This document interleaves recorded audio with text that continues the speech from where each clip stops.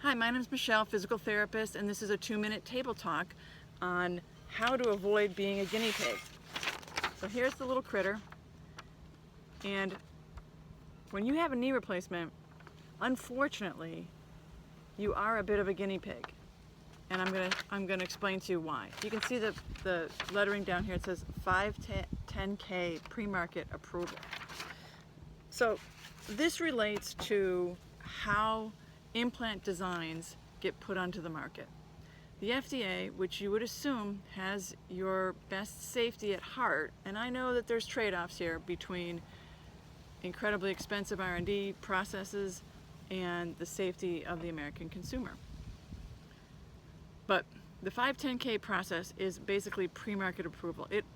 It means that a manufacturing company only has to establish that it is substantially similar to another device on the market. So what this means for implants is that they can change and tweak the composition of the implant. They can also change and tweak the design. And even though these may have far-reaching consequences, the FDA just goes ahead and approves them anyways, so that essentially you are the guinea pig when it hits the market. That is not a situation you want to be in.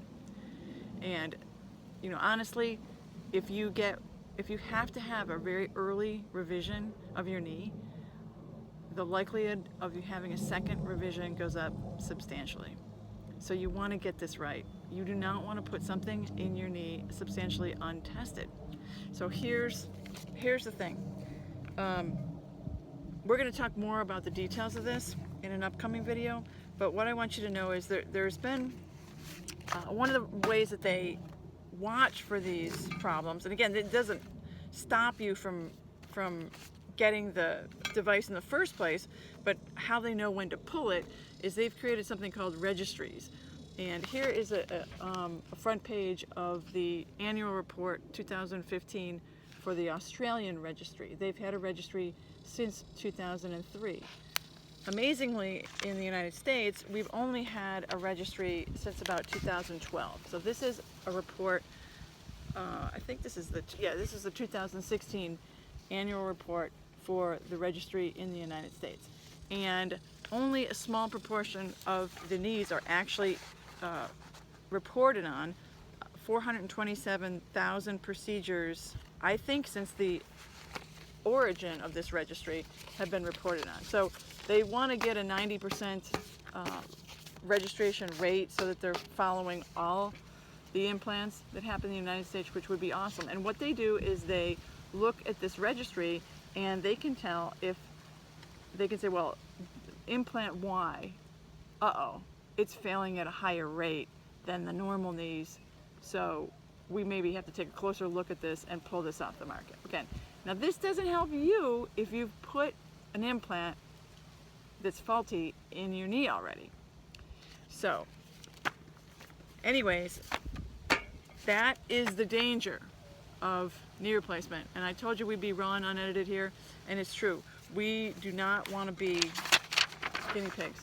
So in the next 2-minute talk, we're going to go into more detail about recalls, who the manufacturers are, and what's going on in that regard. But just remember that you think when they market these things and you say it has FDA approval, the natural human understanding is, well, they've done clinical trials on these and they've been tested as safe. But that's absolutely not true. They've only been tested as substantially similar to another device on the market. And if anyone remembers the metal-on-metal Stryker and DePuy hips, they actually put these. This is probably the most infamous case. Is they put the metal-on-metal hip replacements corroded and broke, and causing heavy metal poisoning in 6,000 subjects out of the 15,000 who received the implant between 2010 and 2012. Now that is just a tragedy. So I want you to avoid being that guinea pig, right? So tune in next time and we'll talk more about this. All right, see you on the next 2-minute table talk.